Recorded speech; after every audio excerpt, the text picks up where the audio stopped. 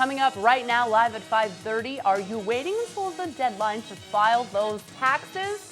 Long lines at the post office all day today suggest some locals are, but today is it, the deadline to file those taxes. From the Samson Production Studios in the heart of Hazleton, Pennsylvania, it's your News 13. Thanks for staying with us tonight, everyone. I'm Jasmine Brooks. Well, today is it, the deadline for filing your taxes. Are you one of many who are waiting until the last minute? Despite a 2-day filing extension, it seems as though some are still scrambling to meet today's deadline. News 13 stopping by the post office here in Hazleton, where workers tell us they were steady all morning since doors opened at 7:30. Most people came prepared with stamps already on their items, and by afternoon, workers found themselves even busier. Now we're getting really busy certifying them so people have a signed receipt to come back to them, and probably from 1 o'clock on we are going to be extremely busy, swamped, and the lines will be non-ending.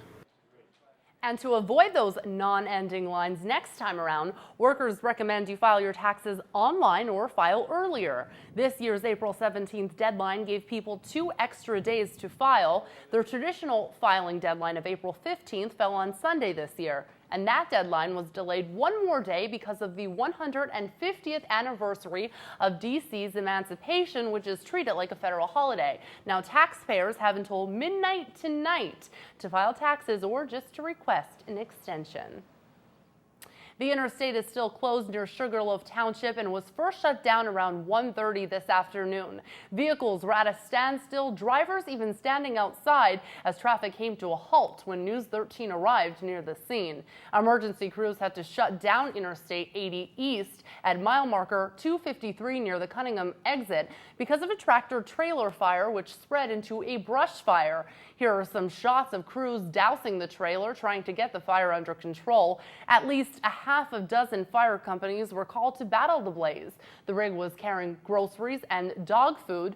Firefighters got the flames under control quickly. PennDOT is advising all motorists to follow the Blue Detour route, which takes eastbound traffic onto Route 339 to Nescapec, then onto Route 93 back to the interstate at exit 256 at Cunningham.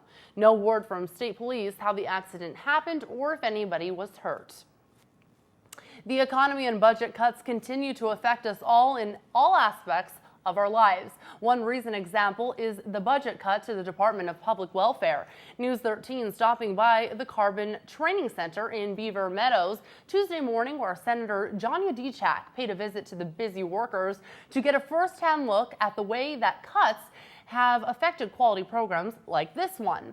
The center provides employment opportunities for those with disabilities as well as those without disabilities for 42 years, while also partnering with private sectors companies to produce the products we all use in our homes each and every day. We spoke with Senator Udicak and the CEO of the training center.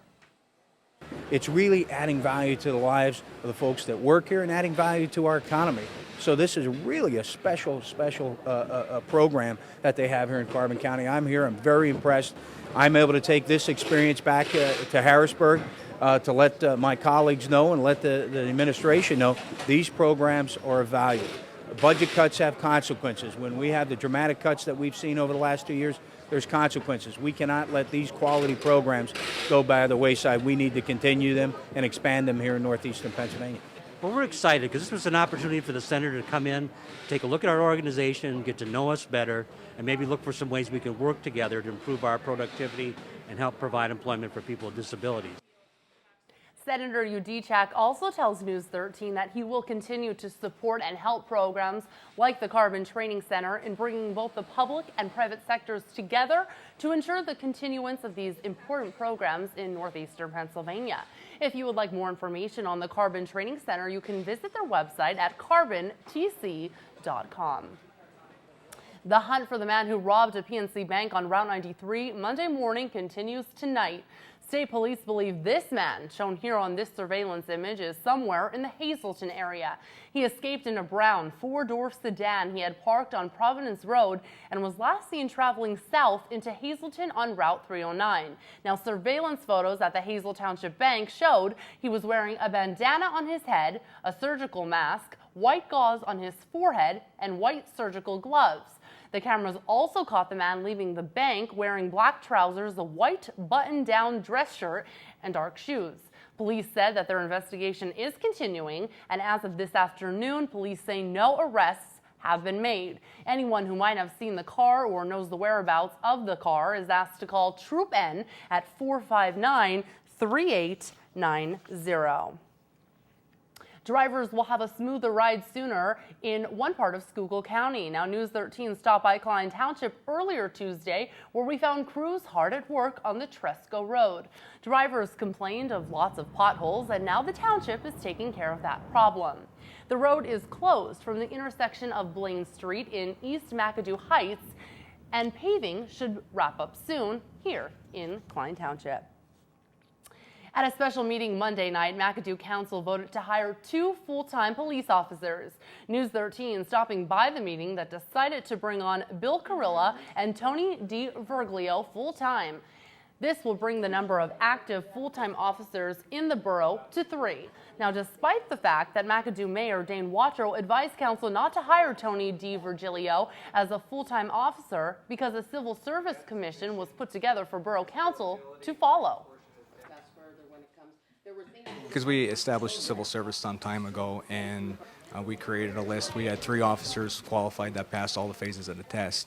Now, we also got legal advice from our attorney that we could potentially open ourselves up for litigation, and it's something that this borough can't afford right now. Officers that weren't hired through that civil service commission, because there wasn't a civil service commission established, and we have established that. We have qualified applicants, and what we need to do is put yourself in these candidates' shoes. You go through the rigorous PT test, the physical agility, the written portion of the test, and then not be selected.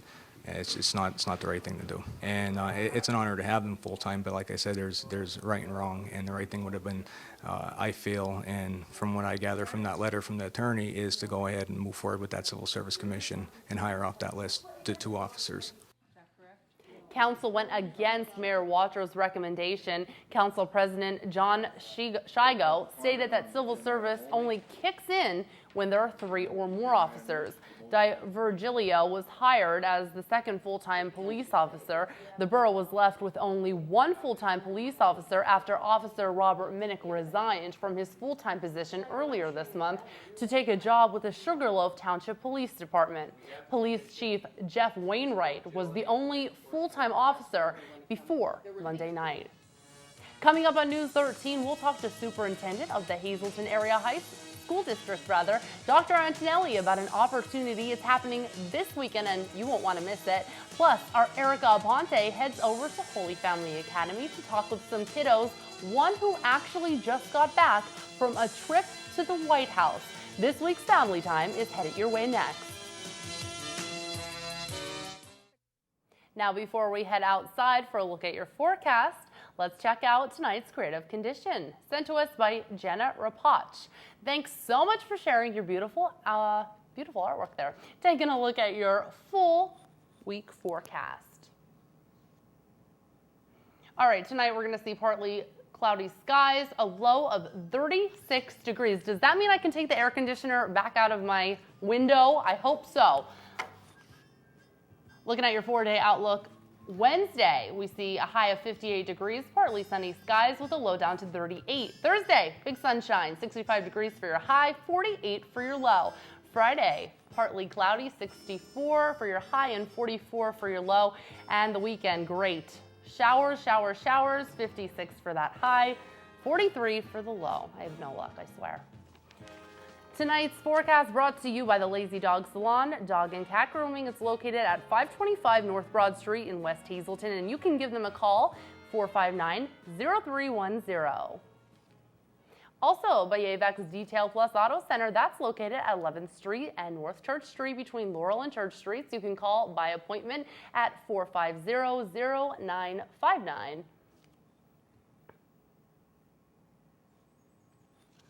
All right, get your resume ready and brush up on your interview skills because the Hazleton Area High School and the school district is hosting something very exciting coming up this weekend. It's called an Informational Employment Fair, and there will be opportunities to meet all departments, including elementary, secondary, regular, and special education.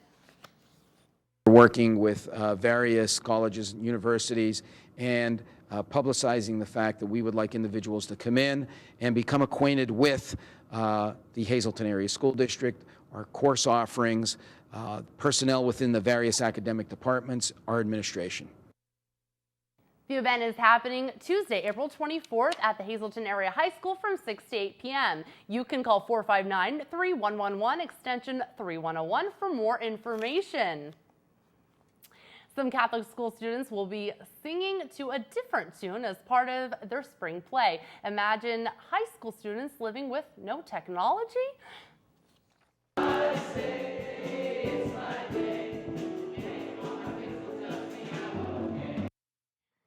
McAdoo Catholic school students are practicing for their play called A Kid's Life, where technology is completely wiped out and the kids need to find other ways to amuse themselves.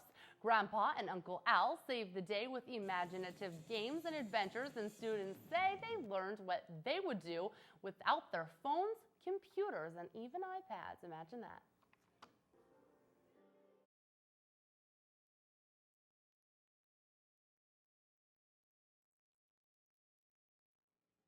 The students put a lot of hard work into this performance, which you can purchase tickets to go and check out.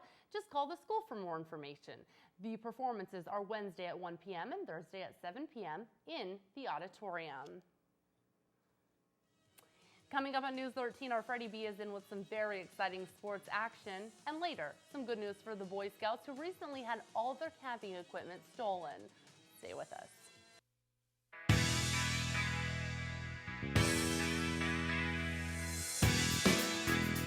For this week's Family Time, I am with Mrs. Puhak's class, where they had the opportunity to send letters to Congressman Bartletta, and one of them even took a first-hand tour of the White House. So we're here to learn a little bit about that experience. So Liam, you had the first-hand look at the White House. Can you tell me a little bit about what that experience was like for you? Well, it was cool going to see the president's house, where he lives and where he stays all the time. And sometimes the congressman visits him, so we get to talk to Congressman Barletta, who talks to the president all the time. And how did you get into that? How'd you get that opportunity? Well, our friend Sean Kelly, he works for the congressman. He kind of gave us an opportunity to go on the trip, so he pretty much gave us the opportunity to do it. And that's a pretty good opportunity you had there. Not many people get to see the White House firsthand, right? Yes. All right, and some of you guys also sent some letters to the congressman asking him questions. So tell me a little bit about what the letters you guys sent to him said. Well, the Capitol, because we sent it a letter to, make him come to our classroom and know us. And that's very cool. So what are some of the things that you said? You said, come and visit us? I said, come and visit us. And I said, how was it being mayor? Yes, he was mayor of Hazleton. And what were some of the things you said in your letter, Robert? Some things that I said were, how do you like being congressman? How you met the president's wife? Awesome. That's a very good question. That's actually a really good question to ask. All right. And what is his response to these letters?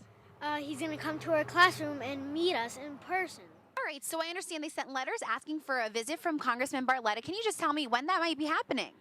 He's coming to our classroom, and we're so grateful. He's coming on Friday, May 4th. That's pretty exciting. So what are some of the things he's going to do while he's here? Well, hopefully I think he may be reading them a story and talking to them about his firsthand experiences. And it's just a wonderful chance for the children to see what we learn in class and apply it in real world experiences. It really makes the learning more relevant and I think more memorable. Well, that's really exciting, and that's a great opportunity for you guys to have. So for this week's Family Time, I'll send it back to you in the studio, Erica Ponte. All right, thank you so much, Erica. Well, the Boy Scouts now have money to get their camping gear back. And it was just 2 short months ago when they were preparing for a trip and noticed someone had stolen equipment from their trailer. The Hazleton Elks Lodge wasted no time coming to the rescue and presented a $1,000 grant to the Boy Scout Troop 790. The Elks applied for a grant and thankfully, guess what? They got it. We thought it would be a great contribution to give back to the Cub Scouts to recoup their losses and get their anthracite Cub Scout back moving to where it should be again in our area. It feels great just to know that we have more money to try to get new equipment for camping trips and scouts to coming up, and so they could go on next camping trip. Such a great asset to the Boy Scouts is they've helped with, again, with Troop 790s replenishing their equipment. They've helped with our BMX camp in the past, which occurs in June, and they're currently helping us out with a trip to take the area scouts to Washington, D.C. for the day to visit the Capitol and possibly the White House. And the money was secured from an Elks National Foundation grant.